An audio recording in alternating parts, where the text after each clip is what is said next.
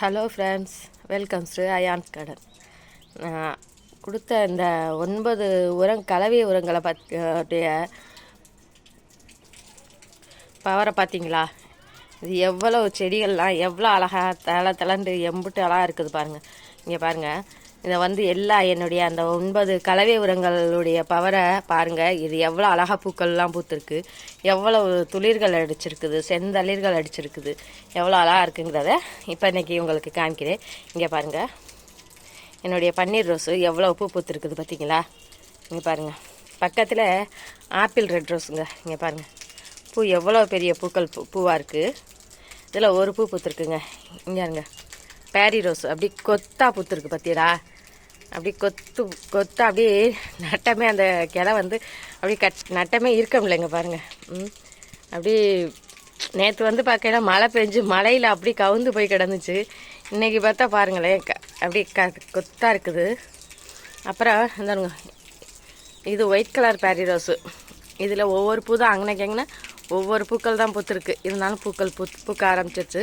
அப்படியே செந்தளிர்களும் இங்கே பாருங்கள், துளிராக அடிக்கிச்சிருக்குது பாருங்களேன். இங்கே பாருங்கள், பார்த்தீங்களா? இந்தாங்க, புது துளிர்களும் வந்துருக்குதுங்க. இங்கே பாருங்கள், இங்கே பாருங்கள், இது எல்லோ கலர் கிரஹன் தாமஸ்ங்கிற செடிங்க.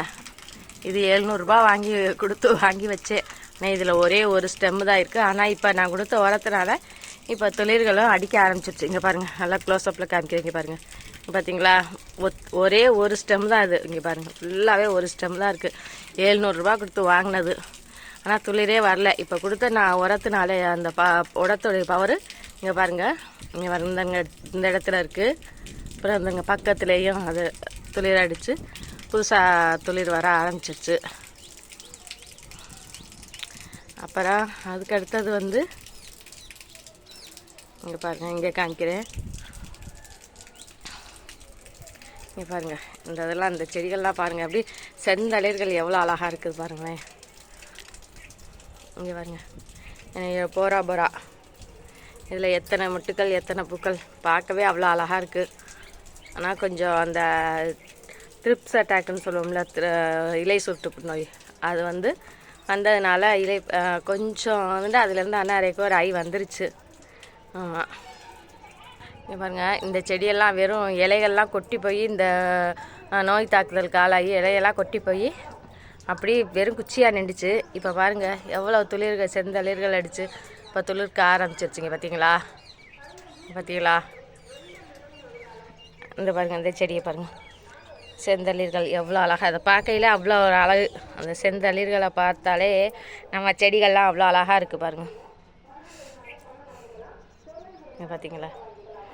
இங்கே பாருங்கள், என்னோட அடினியம் பூ பூத்துருக்கு, 2 பூ பூத்துருக்கு. இங்கே பாருங்கள், எவ்வளோ ஒரு அழகு. ஒத்த பெட்டல் தாங்க, சிங்கிள் பெட்டல் தான், ஆனால் அவ்வளோ அழகாக இருக்குது பார்க்கையில்.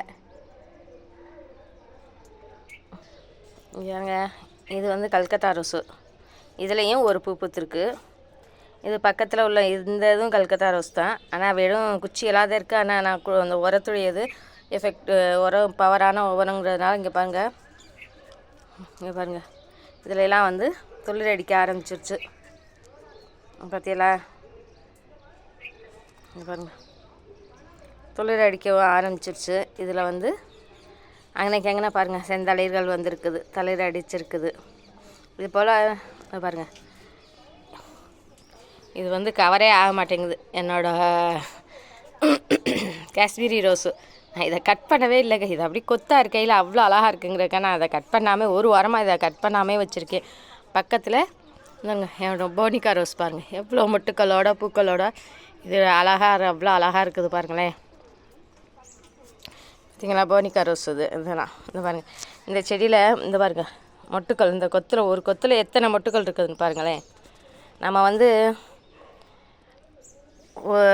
இந்த கலவை உரங்கிறது ஒரு உரம் தான். நம்ம இந்த உரம் தான் அந்த உரம் தான் போடணும், நம்ம செடிகளுக்கு இந்த உரத்தை போட்டால் தான் நல்லாயிருக்கும், அப்படியே அந்த உரத்தை போட்டால் தான் நல்லாயிருக்கும் அப்படின்றலாம் இல்லைங்க.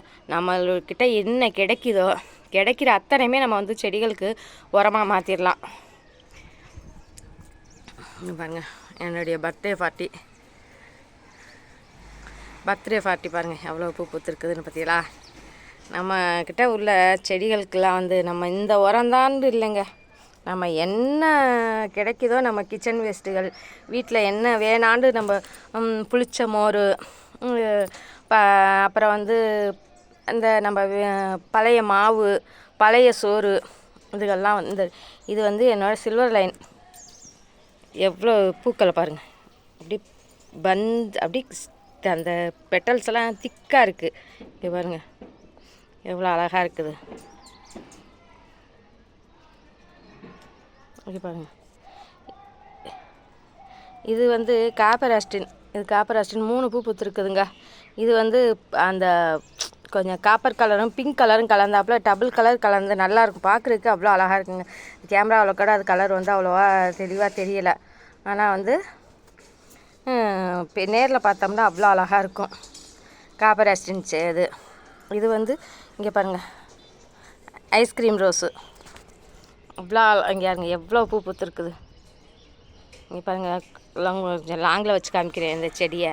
இவ்வளோ மொட்டுக்களோட பூக்களோடு இங்கே பாருங்கள் எவ்வளோ மொட்டுக்கள் இருக்குதுன்னு பாருங்களேன்.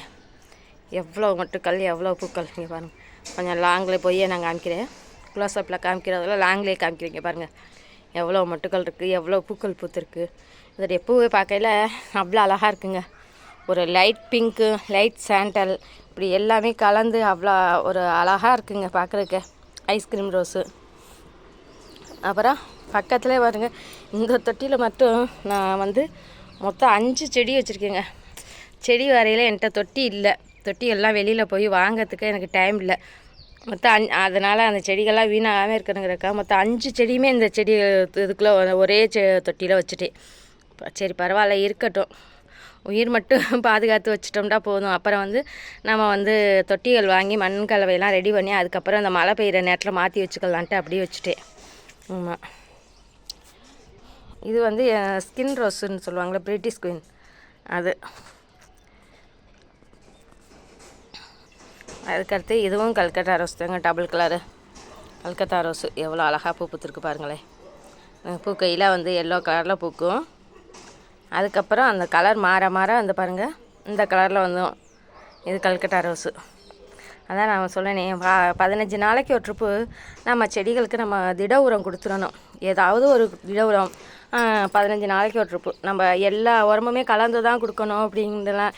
வெங்காயத்தோல், வாழைப்பழத்தோல், முட்டை ஓடு, இப்படி கிச்சனில் காய்கறி கழிவுகள் இப்படியெல்லாம் கிடைக்கிறதெல்லாம் அப்பப்போ வெயிலில் காய வச்சு பவுட்ராக்கி நம்ம திட உரமாக கொடுத்துடலாம். அப்படி இல்லைனாக்கா அதை வந்து அப்படியே தண்ணியில் ஊற வச்சு 3 நாள் வரைக்கும். இங்கே பாருங்கள் இந்த கலர், இந்த இதில் பாருங்கள் 3 செடி 3 பூ பூத்துருக்குது பார்த்திங்களா. தண்ணியில் ஊற வச்சு நம்ம வந்து நீர் உரமாக 3 நாளைக்கு ஒரு தடவை ஏதாவது ஒரு நீர் உரம் மாற்றி மாற்றி நம்ம செடிகளுக்கு கொடுத்துட்டே இருக்கணுங்க. இங்கே பாருங்கள், இது வந்து நான் வந்து பச்சை மிளகாய் செடி வந்து இதில் நிறைய பச்சை மிளகாய் எடுத்துட்டேன்.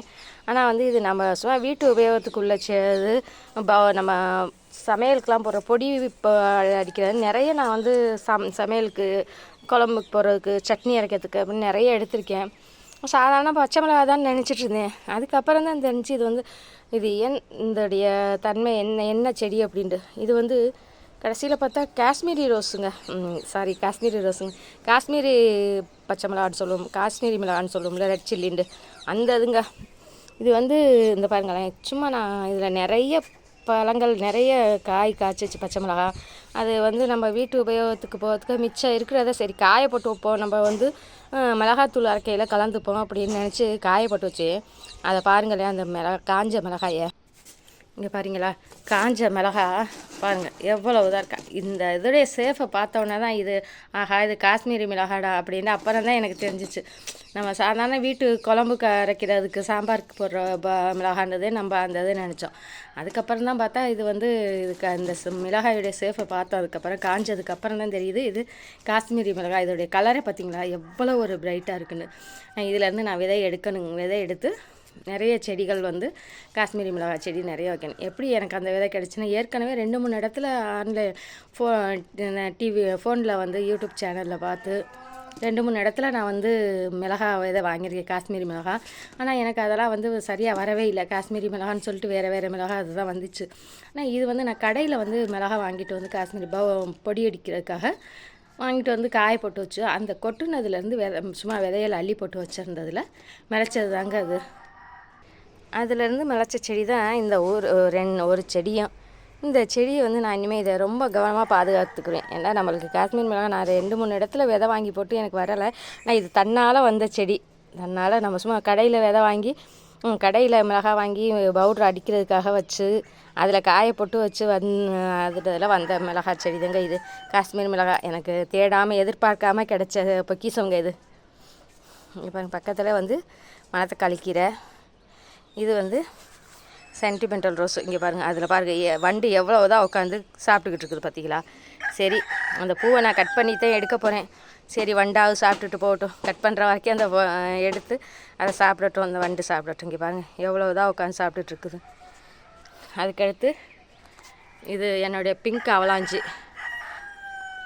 அவ்வளோ அது வந்து வெறும் குச்சியெல்லாம் இலையெல்லாம் கொட்டி இந்த வெயிலுக்கு இலையெல்லாம் கொட்டிட்டு வெறும் குச்சியெல்லாம் இருந்துச்சு. நான் கொடுத்த அந்த கலவை உரத்தில் பவரை பாருங்கள் எவ்வளோதான் தளிர்கள் அடித்து வருங்க. இங்கே பாருங்கள் எவ்வளவு இலைகள் எவ்வளவு தளிர்கள் பாருங்களேன், எவ்வளோ அழகாக வந்திருக்குதுன்னு பாருங்களேன். அப்படியே ஒரு மொட்டும் அது பக்கத்தில் அதில் வந்து மொட்டும் வந்துருச்சு. அது பாருங்கள் மொட்டும் வந்திருக்குது. பக்கத்திலே உள்ளது இங்கே பாருங்கள், இதுவும் பாருங்கள் செந்தளிர்கள் அடிச்சிருக்குது பாருங்கள். இது வந்து எல்லோ கலரு ஆர்கிட் ரோஸு.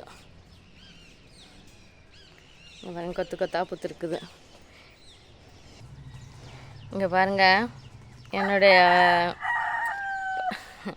இது எப்படி ரோஜா மல்லி. என்னுடைய ரோஜா மல்லி எவ்வளோ அழகாக பூத்துருக்குது பார்த்தீங்களா. இங்கே பாருங்கள் பூவை பாருங்கள், அப்பா சரியான வாசங்க. அப்பா இங்கே பாருங்கள் இன்னும் மொட்டுக்களை பாருங்களேன், எவ்வளோ மொட்டுக்கள் இருக்குது பாருங்கள், எவ்வளோ மொட்டுக்கள் இருக்குது பாருங்கள். அப்படியே பக்கத்துலேயும் பாருங்கள் மல்லிகைப்பூ பூத்துருக்குது. இங்கே பாருங்களேன் எவ்வளோ அரும்புகளோடு இருக்குது, மொட்டுக்களும் இருக்குது, பூக்களும் இருக்குது. இதை வந்து இப்போ பறிச்சிருவோம். இது வந்து தாஜ்மஹால் ரெட்டு.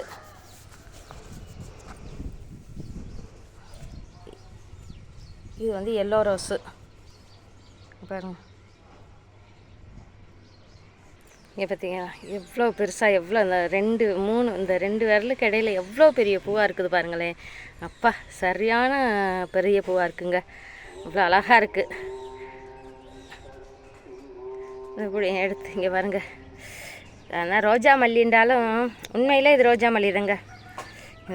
நான் 4 செடி வாங்கி வச்சு எனக்கு ஃபெயிலியர் ஆகி இந்த செடி எனக்கு கை கொடுத்துருக்குதுங்க. அவ்வளோ ஒரு சந்தோஷம், அவ்வளோ ஆனந்தமாக இருக்குங்க. இந்த பாருங்க அதுக்கு அடுத்த பூவும் இங்கே பாருங்கள். இங்கே பாருங்கள் இந்த 2 பூவே வந்து எவ்வளோ இது இருக்குது பாருங்களேன். 2 பூ தான் இருக்குது, அதுவே ஒரு கை நம்பரை வந்துருச்சு ஒரு பூ, 2 பூ. அதுக்கடுத்து இங்கே பாருங்கள் என்னுடைய மல்லி செடியில் எவ்வளவு அரும்புகள் இருக்குது, எவ்வளோ மொட்டுக்கள் பூக்கள் பூத்துருக்குது பாருங்கள். இப்படி கொத்து கொத்தாக இருக்குதுங்க. வெறும் மொட்டுக்களும் அரும்புகளும் தாங்க இருக்குது. பாருங்கள்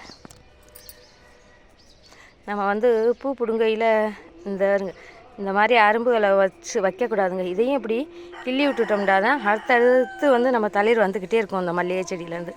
ஆனால் இதெல்லாம் வந்து நேற்று மழை பெஞ்சதுனால நான் வராததுனால பூத்து கீழே விழுந்துருச்சு. இங்கே பாருங்கள், இங்கே பாருங்கள் இந்த மாதிரி இந்த மாதிரி காம்புகளையெல்லாம் நம்ம அப்பப்போ கிள்ளி விட்டுட்டோம்னா அந்த செடியும் சுத்தமாக இருக்கும். செடியில் அடுத்தடுத்த தளிர்களும் வந்துகிட்டே இருக்கும். இந்த பாருங்க இங்கே பாருங்களேன், இதெல்லாம் வந்து நேற்று மழை பெஞ்சிச்சு எங்கள் ஊரில், அதில் வந்து பூத்து அதெல்லாம் கீழே விழுந்துருச்சு. இதை கிள்ளி விட்டுருவோம்.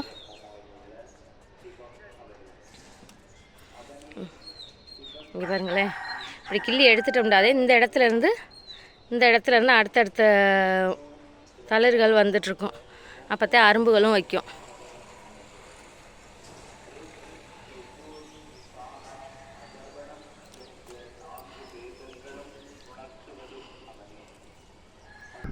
இங்கே பாருங்கள் இது 5 அடுக்கு மல்லிங்க.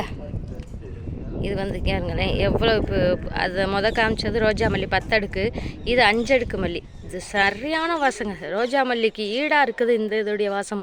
அவ்வளோ ஒரு வாசம். இங்கே பாருங்கள் எவ்வளோ அழகாக பூத்துருக்குது பாருங்கள். இதையும் நம்ம எடுத்துக்குவோம்.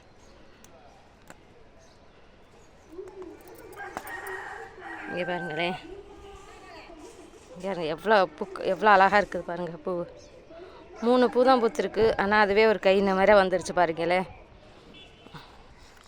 தட்டு எடுத்துகிட்டு வரல, செடியில் வந்து பார்த்துட்டு போகலான்ட்டு வந்தேன்.